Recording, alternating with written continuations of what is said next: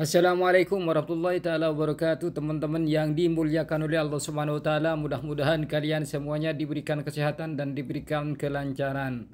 Kali ini saya berada di lokasi Uhud bersama jamaah Indonesia. Nah, di depan kita sudah kelihatan Bukit Uhud. Nah, Bukit Uhud ini berada di sebelah utara kota Madinah. Tingginya 1077 meter dari permukaan laut. Uhud berasal dari kata ahad yang berarti satu. Disebut satu karena bukit ini berdiri sendiri, tidak bersambung dengan bukit-bukit yang lain.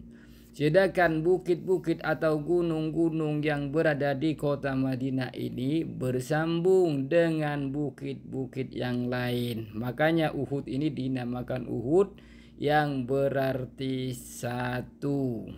Nah, banyak riwayat yang mengatakan bahwa kemuliaan dan kecintaan Rasulullah Shallallahu Alaihi Wasallam terhadap Gunung Uhud ini atau Bukit Uhud ini, sebagaimana yang diriwayatkan oleh Sayyidina Anas bin Malik bahwa Bukit Uhud ini cinta kepada kami, kata Rasulullah Shallallahu Alaihi Wasallam.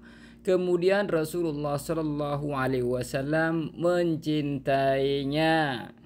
Juga dalam riwayat yang sudah diceritakan oleh Sayyidina Anas tadi, namun senada dengannya dan juga ada tambahan, Uhud itu cinta kepada kami, kata Rasulullah SAW, dan juga beliau cinta kepadanya. Barang siapa yang mengunjunginya, makanlah dari pohon-pohon itu, walaupun pohon itu sangat besar dan pohon itu juga berduri. Itulah perintah Rasulullah Sallallahu Alaihi Wasallam. Dan sahabat Sahil bin Sa'ad meriwayatkan dari sabda Rasulullah Sallallahu Alaihi Wasallam, Uhud adalah salah satu tiang dari tiang-tiang surga. Jadi teman-teman yang dimuliakan oleh Allah Subhanahu wa taala, keutamaan Uhud ini sebagaimana yang sudah diceritakan tadi. Mudah-mudahan kalian semuanya oleh Allah Subhanahu wa taala dipanggil, ditakdirkan untuk berziarah ke tempat ini. Dan juga Bukit Uhud ini, Bukit Uhud menjadi bagian dari perjuangan Nabi Muhammad Sallallahu Alaihi Wasallam setelah hijrah. Di sini pernah terjadi pertempuran antara kaum muslimin dan kaum musyrikin Quraisy. Di mana letaknya? Disitulah di lokasi Uhud ini. Nah, teman-teman yang dimuliakan oleh Allah Subhanahu wa taala, sambil melihat jamaah yang sudah berbondong-bondong ke tempat ini untuk berziarah ke Bukit Uhud atau berziarah ke syuhada Uhud.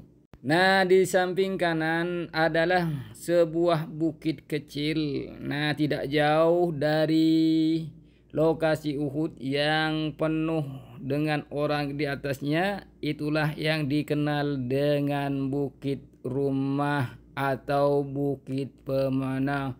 Nah, disinilah banyak orang yang di atasnya. Disinilah Rasulullah Shallallahu Alaihi Wasallam pernah menetapkan pasukan pemanahnya 50 orang yang dipimpin oleh Abdullah bin Jubair Al-Ansari, dan disinilah posisinya sebagaimana yang 50 itu diperintahkan oleh Rasulullah Sallallahu Alaihi Wasallam untuk menjaga atau melindungi benteng-benteng di hadapan Rasulullah Sallallahu Alaihi Wasallam. Nah, dan juga untuk menghalau pasukan Quraisy untuk menyerang atau menyerbu ke dalam pasukan kaum muslimin. Sehingga mereka yang diutus oleh Rasulullah Sallallahu Alaihi Wasallam gelombang pertama, mereka mengerjakan tugasnya dengan baik sehingga orang-orang kafir Quraisy yang menyerang kaum muslimin di waktu peperangan Uhud itu mengalami kekalahan sehingga mereka khususnya musuh Rasulullah sallallahu alaihi wasallam kaum Quraisy kocar-kacir dan berlarian. Nah, dari sinilah mereka atau pasukan Rasulullah sallallahu alaihi wasallam, pasukan pemanah mengusir musuhnya dari tempat itu. Sehingga kaum Quraisy mengalami kekalahan fatal.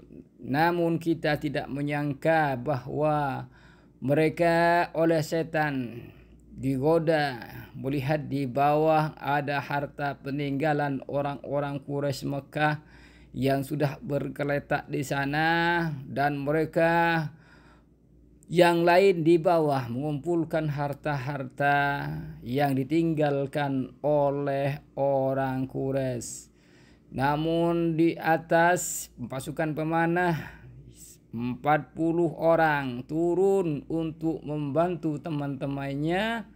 Nah, Abdullah bin Jubair mengingatkan kepada teman-temannya, janganlah tinggalkan bukit ini, janganlah kita berpaling atas perintah Rasulullah sallallahu alaihi wasallam, dan jangan melanggar kita atas perintah Rasulullah sallallahu alaihi wasallam.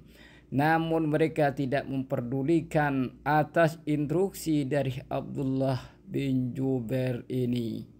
Nah, akhirnya Khalid bin Walid mengetahui bahwa pasukan pemanah yang di atas tinggal sedikit sudah membantu teman-temannya untuk Untuk mengumpulkan harta yang ditinggalkan orang Quraisy. Maka Khalid bin Walid menyerang dari arah itu. Akhirnya di atas bukit itu diserang oleh Khalid bin Walid dan akhirnya mengalami kekalahan, dan mereka banyak yang terbunuh, di antara Abdullah bin Jubair terbunuh, dan juga langsung pasukan Khalid bin Walid masuk menyerang ke atas pasukan kaum muslimin. Tentunya kaum muslimin banyak yang meninggal di lokasi ini. Tentunya di depan kita sudah kelihatan, dan ada di pagar itu, di dalamnya, disitulah kaum muslimin yang gugur di medan pertempuran, di antara salah satunya adalah Sayyidina Hamzah, paman Nabi Shallallahu Alaihi Wasallam, dan juga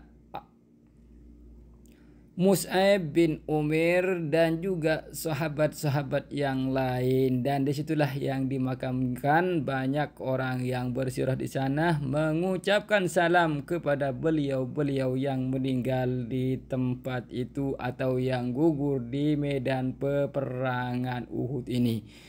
Di antara salah satunya kita juga berziarah sambil mengucapkan assalamu alayka ya ahlas syuhada Uhud. Nah, itulah mereka sambil berdoa, ada yang mengucapkan tahmid, ada yang bertahlil, dan juga mereka setelah itu meninggalkan tempat itu. Dan mereka itu, pengunjung yang mengunjungi tempat itu, mengharap keridhaan Allah Subhanahu wa taala, dan juga mengharap atas syafaat Rasulullah sallallahu alaihi wasallam agar orang-orang yang berziarah, khususnya kaum muslimin yang berziarah ke tempat ini, ke lokasi syuhada Uhud ini, agar mendapat agar nanti digolongkan dengan mereka yang meninggal syahid ini, karena mereka orang yang paling utama nanti di hadapan Allah Subhanahu wa taala, yaitulah orang-orang yang meninggal syahid ini. Dan di dalam pagar ini ada paman Rasulullah sallallahu alaihi wasallam, Sayyidina Hamzah bin Abdul Muthalib, dan juga di sana adalah Thalhah dimakamkan di sana, dan juga sahabat Nabi Shallallahu Alaihi Wasallam waktu di kota Mekah, orang yang istimewa, orang yang paling kaya orang tuanya, sehingga dia waktu di kota Mekah sebelum masuk Islam pakaiannya impor dari luar kota Mekah. Tentunya setelah hijrah ikut ke Rasulullah SAW ke kota Madinah, cuma satu pakaian yang dibawa, meninggalkan harta-harta yang diberikan orang tuanya. Walaupun orang tuanya sangat sayang kepadanya, yang dikenal dengan Mus'ab bin Umair, yaitulah Mus'ab bin Umair putra dari orang kaya, namun setelah masuk Islam ikut hijrah ke kota Madinah, maka Mus'ab bin Umair tidak mempedulikan harta orang tuanya. Dan Mus'ab bin Umair ini orang yang paling mirip dengan Rasulullah Sallallahu Alaihi Wasallam, bendera peperangan dari kaum muslimin, tentunya pasukan Rasulullah SAW yang dipegang oleh Mus'ab bin Umair, sehingga Mus'ab bin Umair ini gugur di medan pertempuran Uhud, dan juga sahabat-sahabat yang lain.